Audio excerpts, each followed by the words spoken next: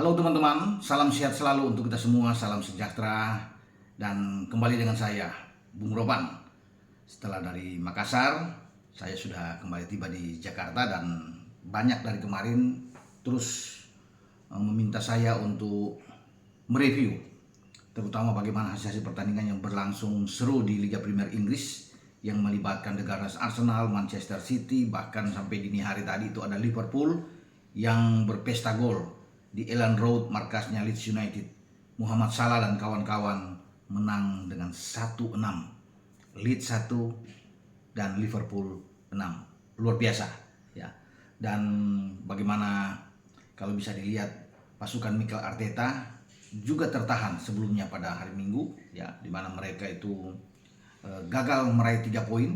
Ada derby London menghadapi West Ham United, bermain 2-2 setelah mereka sempat unggul dalam 10 menit dengan 2 gol ya. Gabriel Jesus dan Odegaard memberikan keunggulan ini, tapi sayang pasukan The Gunners ini gagal mempertahankan keunggulan mereka. Bahkan mereka sempat mendapatkan satu penalti ya di 7 menit setelah babak kedua dimulai.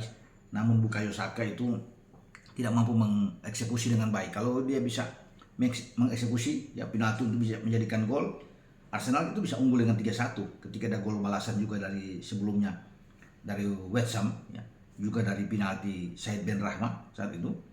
Dan kalau sudah 3-1 akan jadi lain situasi dan kondisi. Bukan tidak mungkin Arsenal akan menang. Setelah kegagalan itu 2 menit setelah penalti Saka gagal ya, Jarrod Bowen memberikan hasil yang berbeda dengan menyamakan kedudukan 2-2. Dan ini bertahan sampai pertandingan terakhir. Sayang memang karena Arsenal butuh 3 poin untuk membuat mereka tetap nyaman, unggul dari kejaran atau Manchester City yang terus tancap gas sejauh ini, karena sebelumnya Manchester City menang melawan Leicester dengan 3-1 ya di Etihad, sehingga ini harus direspon dengan cepat oleh The Gunners. Nah, dengan imbang ini maka selisih poin tinggal 4 ya, 74 dan 70, semakin dekat bagi City untuk bisa mengambil alih posisi puncak, karena City punya tabungan 1 pertandingan dibanding dengan Arsenal. Ya, Arsenal sudah main 31 kali, City baru 30. Laga puncak itu akan terjadi dalam duel 27 April mendatang, di mana Arsenal akan menuju ke Etihad dan akan bertarung menghadapi Manchester City. Ini pertandingan rame. Arsenal harus menang kalau ingin aman, menang ya, atau paling tidak bermain imbang lah menghadapi City.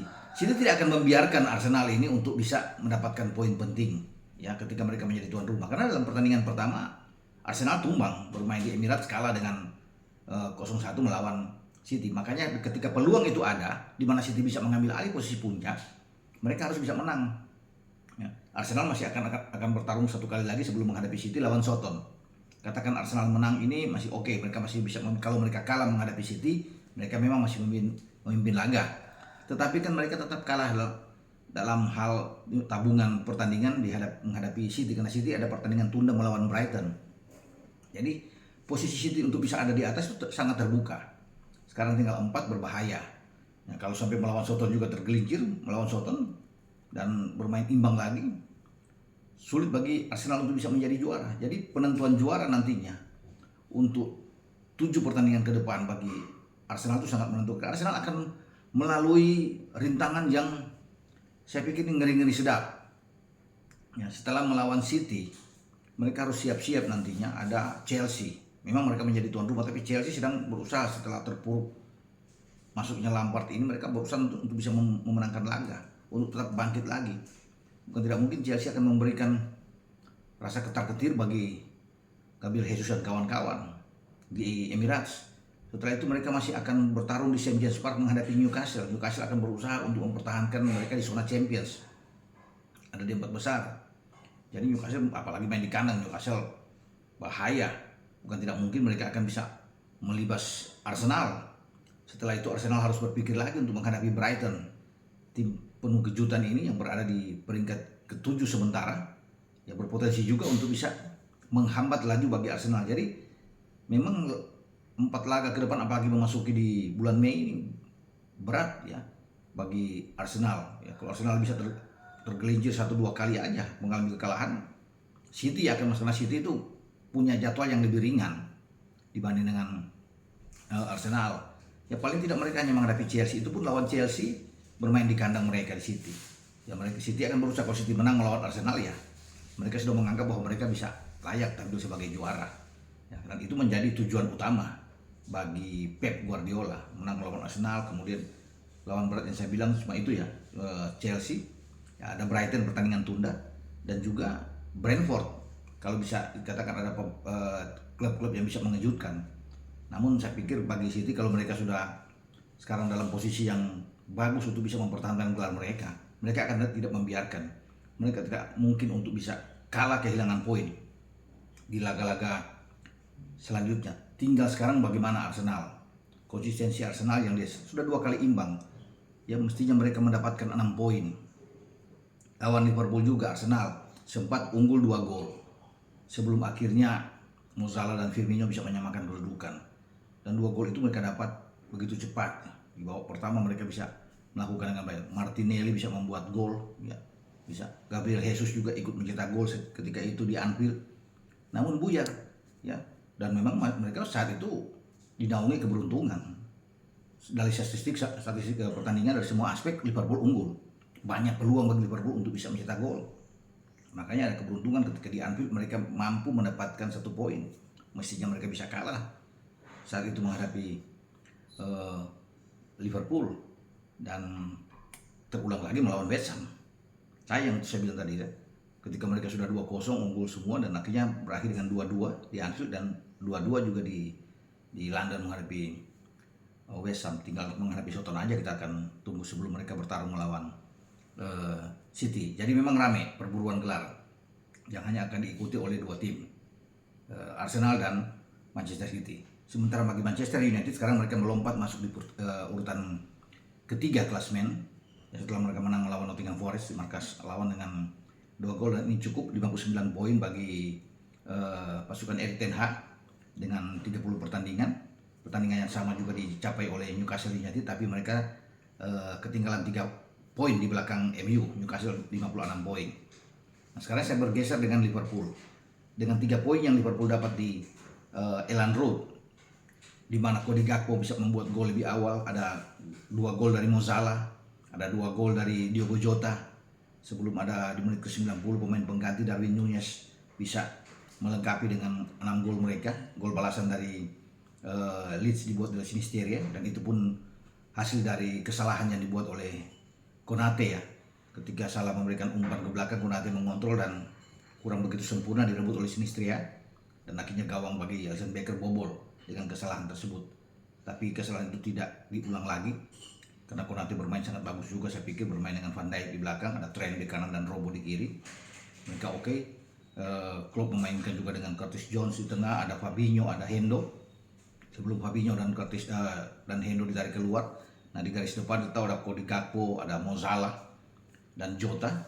Dan saya sudah bilang tadi, Salah itu bisa membuat 2 gol bersama dengan Jota, dan 3 pemain ini bahkan di depan dengan Gakpo bisa membuat gol pertama ya, pembuka menerima umpan dari Trent Alexander-Arnold. Nah 3 ini ditarik keluar. Nah yang menggembirakan bagi pendukung Liverpool bahwa kembalinya Luis Diaz yang dimainkan di babak kedua, karena ada 5 pergantian yang dilakukan oleh Klopp, ya, termasuk Thiago masuk di sana, ada Milner juga ya, dengan Luis Diaz, dan Darwin Núñez juga ikut dimainkan. Dan pasti ini pertandingan akan digunakan dengan baik untuk beradaptasi kembali bagi Luis Diaz. Begitu lama dia cedera dan tidak bisa bermain bersama dengan The Reds Liverpool ini, sehingga kembalinya Luis Diaz ini memberikan opsi banyak bagi Jurgen Klopp di garis depan ya, untuk bisa memilih, karena ada Núñez di sana ya, ada Gakpo, ada Salah sudah pasti, ada Jota, Firmino juga ikut dimainkan kemarin di babak kedua. Jadi opsinya banyak bagi Klopp. Sayang Firmino di musim panas nantinya akan mengakhiri mengakhiri karir dia ya bersama dengan Liverpool.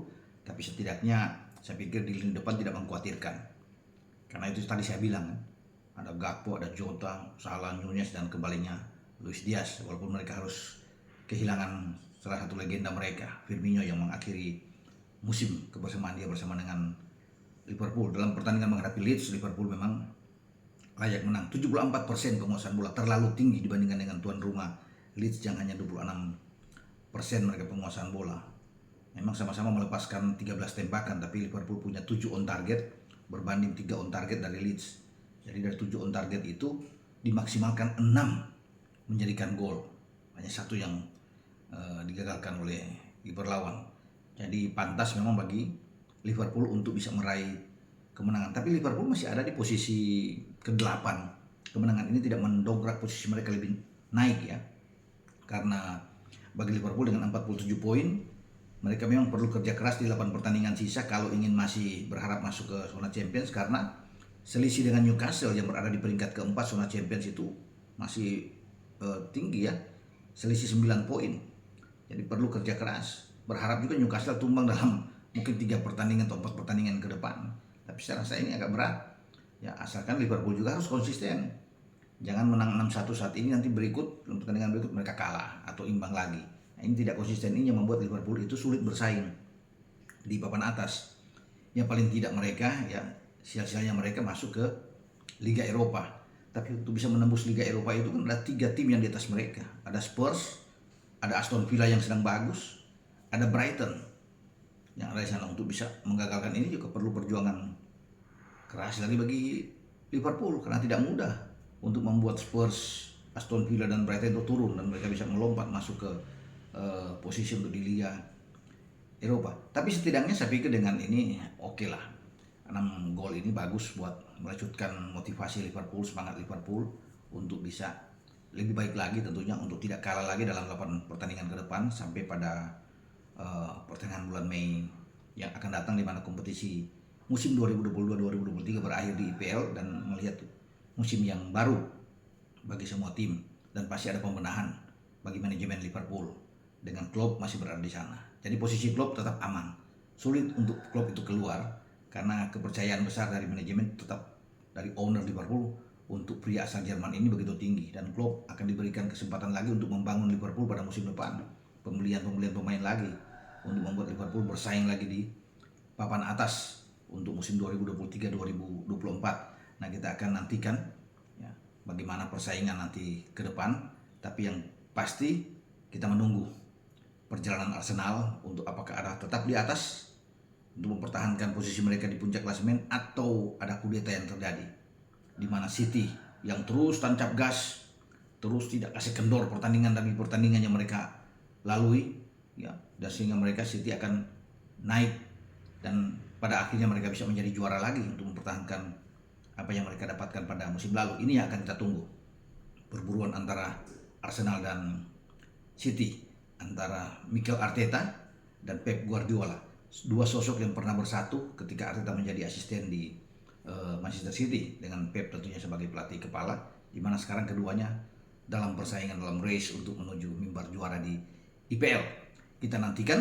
Dan oh ya, saya akan memberitahukan kepada teman-teman semua untuk kuis dari Ardiles itu, tepatnya Ardiles itu bertempat di Surabaya di Jawa Timur. Jadi bagi teman-teman yang sudah menjawab semua, nantinya akan dilihat 1-2 hari ke depan akan diumumkan siapa yang akan mendapatkan sepatu keren dari Ardiles untuk jogging buat Anda, untuk Anda olahraga pagi tentunya. Sampai di sini dengan saya Bung Ropan.